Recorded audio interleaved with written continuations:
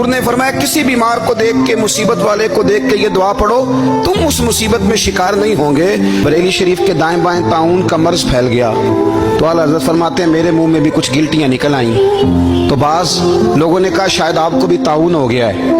आला हज़रत रहमतुल्लाह अलैह फरमाते हैं जो सबसे बेहतरीन तबीब था वो लाया गया, उसने मेरा मुंह देख के, गिल्टियां देख के कहा ओहो आपको तो ताउन का मर्ज हो गया है। तो आला हज़रत फरमाने लगे मुझे सारी बीमारियां लग सकती हैं, ये नहीं लग सकती। उसने कहा हकीम मैं हूं कि आप हैं? फरमाया नहीं आप ही हैं, पर ये बीमारी मुझे नहीं लग सकती, ये मुझे हो नहीं सकती। उसने इसरार किया तो आला हज़रत रहमतुल्लाह ताला अलैह उसको कहने लगे मियाँ तू जो मर्जी कर लेकिन मुझे ताउन का मर्ज नहीं हो सकता, ये बात तय है। वो नाराज होकर चला गया।